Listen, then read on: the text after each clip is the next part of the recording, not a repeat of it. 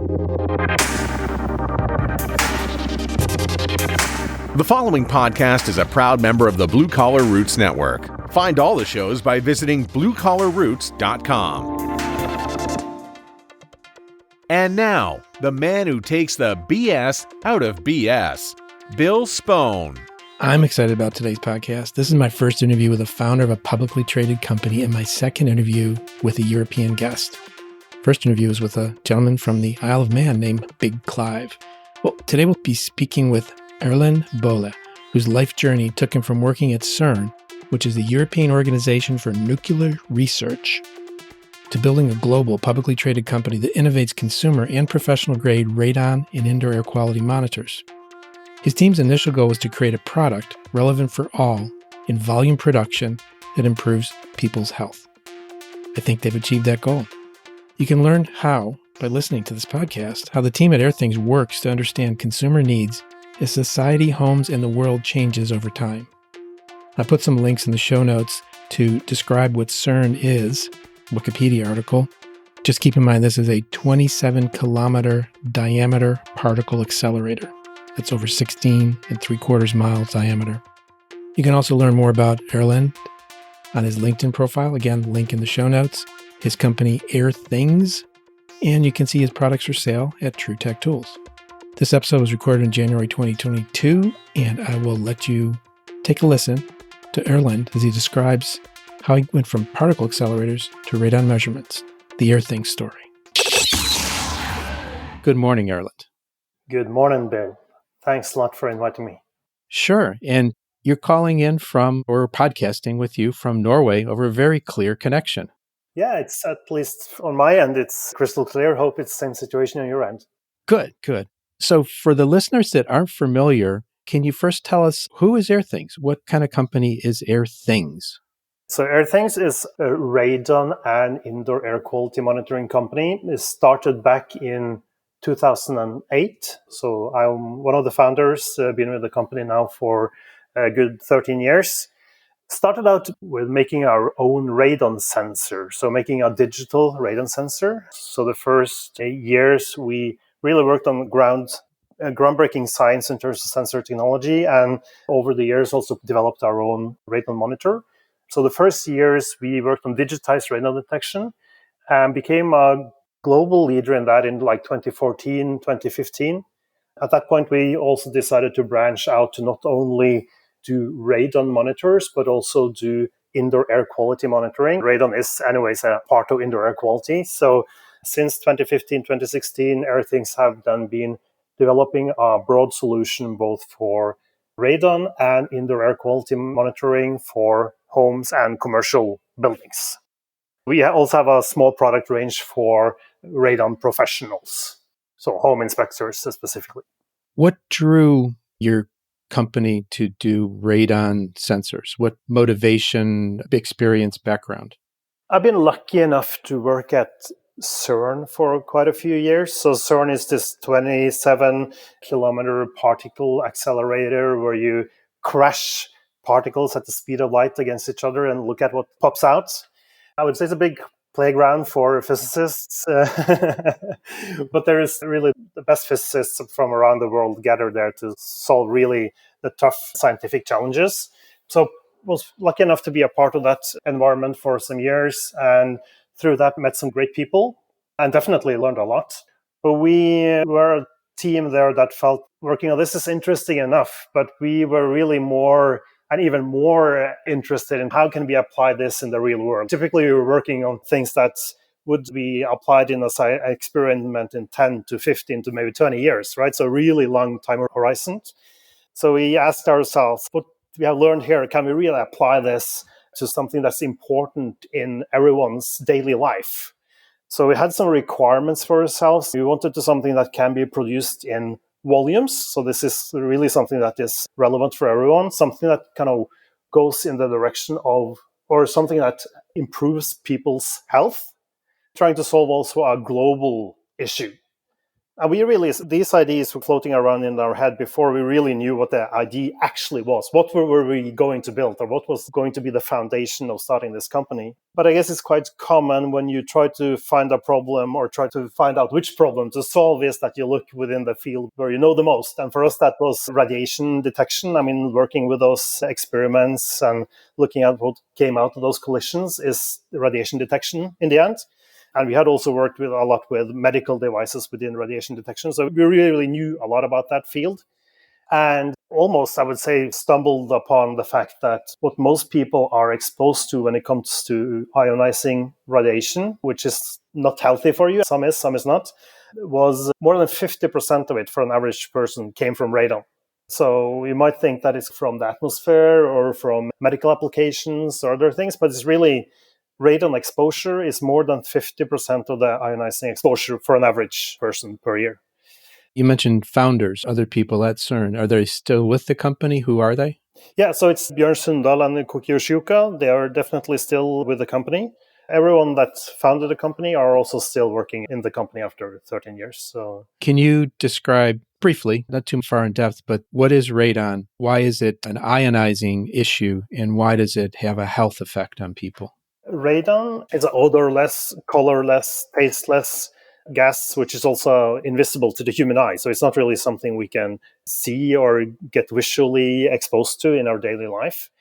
But at the same time, it's a radioactive gas. So potentially quite harmful for us, at least at elevated levels. So radon, first of all, radon comes from the crust. So it comes from the rocks in the earth. So uranium in the earth or in the crust then decays and then emits radon gas. Radon gas is a noble gas and then it seeps up through the ground. It mixes with the air we breathe in every day, right? So those 28,000 breaths we take every day contains a certain amount of radon. But being outdoors, it gets diluted to such levels that it's not harmful to you. But when it comes to indoor radon levels, that can creep up to unhealthy levels. We can cover that more in detail afterwards. But the fact is that when you breathe in this radioactive gas, it decays.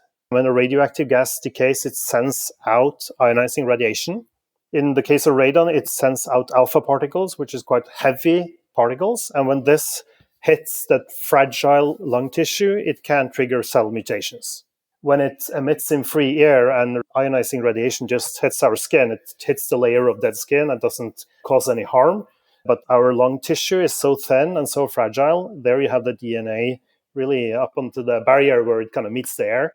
There you can trigger cell mutations. And then that could then lead to lung cancer. So in the US, in general in the world, it's the leading cause for lung cancer for non-smokers. So definitely serious health issue. In the US, it takes about 21,000 lives every year, which is close to 7 or 8 times more than house fires takes every year. So, wow. And your website for airthings.com has tremendous resources for explaining all this in detail for any listeners who want to dive deeper into this subject. You've done a fantastic job at compiling resources in a, I'll say, user-friendly way, a way that people can understand and appreciate quickly and digest the information. So congratulations on doing that well. You also mentioned a professional line of products. You cover the full spectrum from, we'll call consumer devices. In fact, we chatted before we began about the Consumer Electronics Show, which your company regularly visits because you do have a consumer line of products, but you also have a professional line of products. Does having a professional line of products that are certified help you build better consumer products? I would say the answer to that question is definitely yes. And the reason is that when it comes to a professional line of products, these products needs to be certified, right? So they go through a yearly test. We have to certify our products with ARST and NRPP, which is the national organizations in US handling this. So you have to meet a certain quality standard, which is excellent. These products goes together with, in many states in the US at least, goes together or are used when you sell a home. So you do then a short-term 48-hour test through a home inspector, and they need both certified and approved instruments to do that. So that's our professional line. But back to your question, that same technology that we are using in these products are also what we use in our consumer line. So even though the requirements in terms of yearly calibration and those things are not so strict when it comes to consumer devices, we use the same technology that's developed then for the professional application. I know the answer to this question, but I want you to explain it for the listeners. Why isn't, say, I bought a house, I had a radon inspection done 3 years ago. Why do I need a consumer monitor? I had a professional check it. Hey, it was good. Why do I need one today? This is a very common question that we get. A lot of people think it's good enough to measure for, let's say, take a 48-hour test that is done when you do a house transaction, and that's it. If it comes through green, everything is fine. But truth to be said, and this we can back with a lot of data, is that radon levels changes a lot throughout the year. It can easily in one location change with a factor 20 to 30 within days, weeks, and months. And some of it is called seasonal variations. If you live in a cold country like Norway, we close up our homes during the winter, meaning that you ventilate your home less to save energy, but that also means that you accumulate a higher level of radon concentration in your home. But when the summer comes, we open the windows to let that fresh summer air in. So then you naturally then would dilute the radon concentration. So that's the seasonal variations, where it's typically higher than in the cold season and lower in the summer months. But it's also being affected by how you use your home, how you ventilate it. Weather is an extremely important factor. Is it high pressure, low pressure? Which direction is the wind coming from? What's the temperature differences? All these things are affecting the pressure that you have inside your home, which again then will affect how much of that radon that comes from the ground that actually enters into your home. Does the state of the soil, the earth around the home, have an impact in terms of moisture, frozen, etc.? Yep, definitely has an impact. In some cases, it can dry out over the years, meaning that it becomes more open pore. And so then more of that air from the ground would come up and it would enter into your home. But it's also the fact that it can be transported to locations as well, right? When you build a home, you get a lot of gravel in. So we see that in many cases which are in a super green zone, because, at EPA and other sources, you can look at the radon map. But if the gravel or the material that is not used to construct the home has not been checked, you might even add a problem that wasn't there before.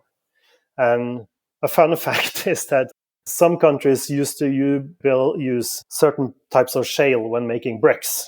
So this was back in the 60s or 70s. So they even have homes that have been constructed with radioactive material. That's a bit trickier to fix, though. Let's talk a minute about the radon map. If you live in a green zone, does it mean no worries? The recommendation from authorities is that everyone should measure. The maps are first and foremost used to survey where should we put homes or not. Are we putting someone in a super red zone? Do we need to take special precautions? But when it comes down to you living in your home and how the air quality or the radon levels is at your home, there's so many factors that affects it that, okay, looking at the radon map could give you some kind of pointers. But at the same time, we had many cases where they live in a green zone and they measure high radon levels. So it's not an insurance by no means. And where I live is in southwestern Pennsylvania, Pittsburgh area. I know for a fact my house is built over a coal mine, an abandoned former coal mine.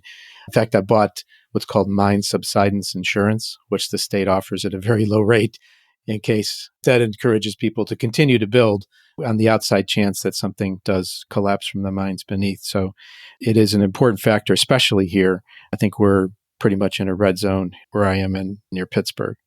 But there's another factor I've read about. I'd like you to speak towards radon in water. Can it come in through the water supply? Say in a well water situation, which is what I have here actually. So radon is actually very solvent in water. So this is a problem, especially when you have groundwater.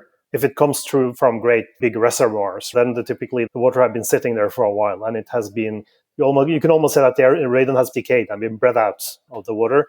But when you have groundwater that comes directly into your home, everything that it then picks up on its way, you bring in to your home, basically. So there are separate tests for this. Typically, the state provides radon water tests for radon levels, especially for those that have groundwater. But there's not so much you can do about it, actually. But it's definitely something that's good to check. One way to do it is if it's really high levels, is, of course, to create that reservoir on your own, right? bunker up water in a tank or something and let it sit there for a while before you bring it into your home. For years, there's been simple tests for radon, little packets or badges that you can hang or put around inexpensive things. Can you explain how those work in general? Yep. That's typically referred to as radon test kits. So there's two versions. Either there's a charcoal test, so charcoal absorbing radon in the air over a few days. Envelope is closed up, sent back to a lab where they analyze the radon concentration in the charcoal. The other method is using a black box. Inside that black box, there's a small plastic film. When you then expose it to air and radon comes in there, those alpha particles that I talked about earlier, they would actually leave holes in that plastic film. So then you can understand how powerful these particles are. So wow, they blow out the plastic material. exactly. So if you look at it and look at this piece of plastic under a microscope, you could actually see the holes in the plastic itself.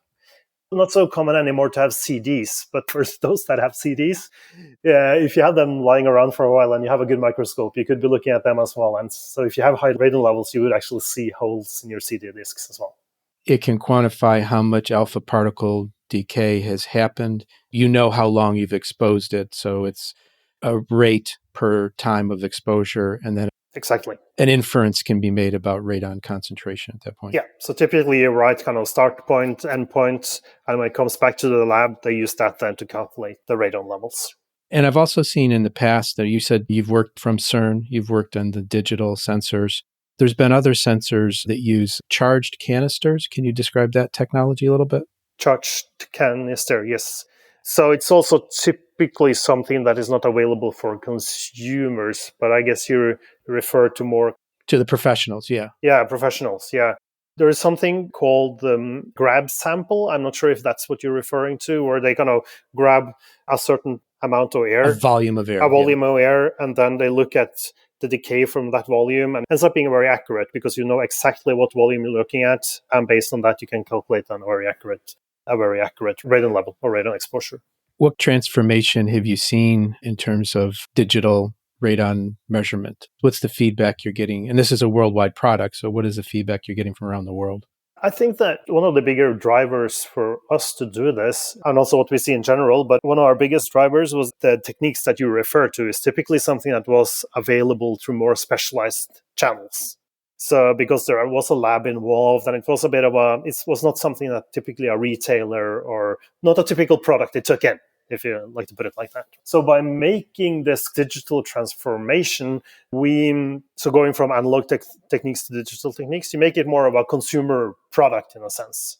So for us, it meant that we now sell in all the bigger retail channels. I mean, Home Depot, Best Buy, Love's. So it's available where people shop their TVs or other electronics. It's a true consumer product. True consumer product, which is in general, a challenge when it comes to radon is awareness. So how do we bring that awareness out there? Yes, we are making it available to people and they see it when they go and buy their other things. I think that's been one of the bigger wins when it comes to digitizing it, making it accessible and available for people. But at the same time, it's also allowing people to understand what they're actually measuring to a certain extent, much better than you do with these test kits. Because with the test kits, you put them in a corner or you put them up somewhere, you measure and you send it back to the lab, right? While with a digital device, you can see how it fluctuates. You can look at what is affecting it now. Is it, okay, there's a low pressure coming in. Oh, radon levels are suddenly rising. Or I can see that it's raining today. So, oh, no, the soil sucks up all the rain. Okay, oh, all the radon now is coming in through my home. Because it's got to find a path to come through. I got to find a path, right? In that sense, the educational bit where people kind of start to understand more and more what it is, how it's entering their home and what they can do about it. Because with a digital device, you can see, okay, I sealed up this crack now. Did it go from 8 picocuries down to 4? Oh, I improved my ventilation. I installed a new HVAC system or a balanced HVAC system. Does it go from hazardous 10 picocuries per liter down to 1? Or I installed my radon mitigation system. What happens? Or it fails, stopped working. Yeah, because you weren't aware of it. So the digitally accessible information really goes back to your goal of being relevant for all. So congratulations, because it seems like you're well on your way to achieving that goal, if you aren't there already. Thanks. And at some point in the last couple of years, Airthings became a publicly traded company on the Norway or stock exchange. Can you talk about anything, not private information, but just in general, why do that and what's the result been? This is something we did back in October 2020. Yeah, so a bit more than 1.5 years ago. We really have big ambitions as a company, both to, I would say, raise the credibility of the business that we're in, also being able to put us in a better place when it comes to kind of expanding globally. Because, I mean, you need more investments to do that. Access to capital there is definitely important. And also be more attractive as a workplace. There's a lot of good reasons to do it, but definitely it's also setting us up for being able to scale globally. And then lately, I have some in my home, so I'm happy to use these products here. And we sell them at True Tech Tools also, the consumer level ones as well as the pro ones. The migration to indoor air quality in general to add other parameters. First, it was temperature and humidity. So you've done this creeping growth into more indoor air quality parameters. How is your roadmap defined and how is that coming along? Last year, we launched our most complete indoor air quality monitor so far. So it's called the View Plus. What we're really doing there is that we cover all the most important aspects of everyone's indoor air quality. So, okay, true, as you say, that we have temperature, humidity, more comfort type of parameters. But there is a CO2 sensor there. There is a VOC sensor, which is more being able, it's there to be able to detect like chemicals in the air. This, of course, a radon sensor. And we have also now added particulate matter, so PM 2.5. And we also have pressure inside that product. So it's a product with 7 sensors, 7 of the more important indoor air quality parameters. We sell that both to consumers and to businesses. And just to kind of speak to the quality and the fit of that product, it's also been approved and accredited now by Reset and others, which are certification solutions when it comes to the commercial building space for indoor air quality monitors. And when it comes to commercial building space, the need to communicate that information becomes important. How is that achieved with the products? To communicate not just through an app, because a building owner and manager has different needs than just in an app. When we develop our solution, we are taking different stakeholders into account, if you like. How can we provide information to those that are using the building, so the tenants? So there we have a couple of solutions. We have a QR code that they can print out with each product, can hang it next to the product. Everyone can scan the QR code, and then you can get a full breakdown of the indoor air quality in that room. At that moment from that sensor. Exactly. And you can also see the history. But on the View series, we also added a display, so a configurable display. So that means that those that are, if you are in a meeting room, for instance, you can see how are the CO2 levels evolving. Or another case that is now extremely relevant is indoor air quality at schools. So after COVID, they're going back to schools. Almost everyone, at least, wants indoor air quality monitors now. They want to make sure that the spaces are properly ventilated, so they reduce the risk of COVID spread. And then it's, of course, important not only to involve the owners of the buildings or the schools, but also the ones that are using the schools or the classrooms. So that's why display becomes important. But all our products are also connected. So Internet of Things, IoT products, if you like. So the data can seamlessly be brought to our cloud. There we have then a web dashboard that typically a building owner would use to go in and analyze the situation, take out reports, integrate to their BMS system or integrate to other solutions then. But that's then typically done through our web dashboard or API. And I noticed that the web dashboard is also available to the prosumer or the curious consumer through the app. You can immediately get access to more, say, refined information. Correct. Which is very good of you. Because I believe a lot of people have this natural curiosity that they want to fulfill. And you can feed that curiosity, their learning, their understanding, and then go back to your goal of communicating the information and getting to people to change behaviors and have more awareness. Definitely. And so that's part of that, making people educated and nudge them to make it changes either through their behavior or be it install other products that will help them solve their problems. And speaking of that, could you speak maybe a little bit towards any kind of myths or misconceptions when it comes to the topic of radon? Things that people think are correct but are not really correct. I think the most common one is the one that we already talked about, where they said that, okay, one measurement point in time is my radon exposure. But radon exposure is really it's like smoking, right? So smoking a couple of cigarettes doesn't kill you, but if you smoke over years, that's for the health risk. Or maybe like exposure to the sun and skin cancer. Or exposure to the sun, yeah. In fact, that's another radiation. So Exactly. Other misconceptions. Maybe also like the green zone area, like I'm on a map and it looks okay, therefore I don't have to worry about it. There's a guy that has a YouTube channel called The Build Show, Matt Reisinger.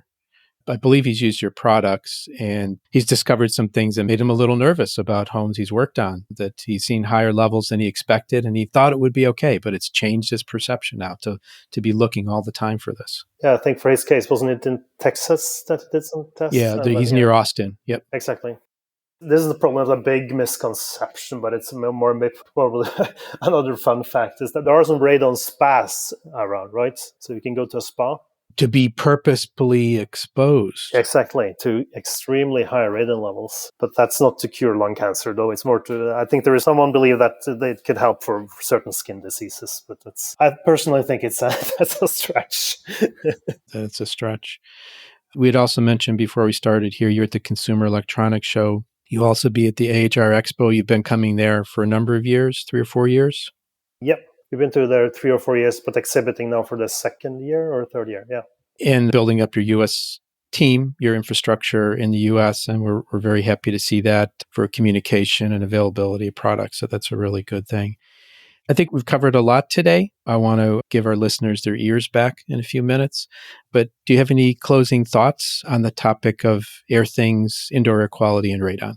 Closing thoughts. No, I think it's something that's extremely or I would say that COVID probably have made air and air quality more and more, or something that people know more and more about, which I think is great, which is pointing out again back to that educational piece. But for us, at least, we will continue to educate people on the various aspects of both radon and indoor air quality and see how, I think it's interesting also how important energy consumption is in that whole play, at least when it comes to HVAC or indoor air quality. So how can really that be optimized, and also how can this not only contribute to improve people's health, but also enabling people to save energy? Am I thinking a tighter home is better for energy, but maybe not for health unless you pay attention to factors, and your products help people pay attention to those factors. So it's the insight into the impact on the air that things like better building and building in new areas or building with gravel that comes from a different area that comes into play here. I would say, but that's definitely a worry. I mean, when we move to these tighter and tighter houses, are we getting ventilation right? Are we making it better for people to live there? I mean, there is definitely some interesting challenges there and something to be aware of. You can move the air, but it's what is in the air that you're moving and the pressures that may drive radon into the structure. You could still have a tight house, but still be getting radon accumulation. Even though you have fresh air that's good for CO2, it might not be good with the radon concentration. But I mean, fixing some of these things fixing your radon issue probably is good also for your indoor air quality, or like CO2 levels and other things. That's another thing. I mean, fixing one air quality issue might even help you fix others that you might have. Paying attention to the whole topic. Very good. Thank you, Erlend. It was interesting. Glad I got the chance to meet you, talk with you, and we hope we can continue this communication. I suspect that you'll have new products in the future. And so maybe we'll get you back on when you have some new products that you can talk about. But right now it's the View Plus is the new one coming out in the market as of just this month, January 2022. No, yeah, so View Plus has been out there for some months. We launched now at CES, we launched View Radon and View Pollution, which is, I would call it subsets of our flagship product, View Plus. So View Radon is continuing to build out our radon portfolio, radon products. So bringing both kind of Wi-Fi and a screen to our connected portfolio for those that are only interested in radon. And then we have pollution device, which is more for city apartments, those that live in polluted areas that are mainly concerned with particulate matter and other pollutants floating around in there. Well, thank you again. Wish you well and look forward to speaking to you again. And thank you for coming on the Building HVAC Science podcast. Thanks a lot for having me on your show, Bill. Thanks for listening to this episode with Erlend Bolle on the Airthings story. If you're interested in communicating with me, letting me know what you thought of this or have ideas for future topics, you can email me at bill@truetechtools.com. I also host the Res Talk podcast, where you can learn more about the world of home energy ratings and peripheral topics. The Building HVAC Science podcast is a production of True Tech Tools Limited. I want to thank you for listening in, and please follow us on Facebook or download the podcast on any typical podcast app or at buildinghvacscience.com. Thanks, and have a great day.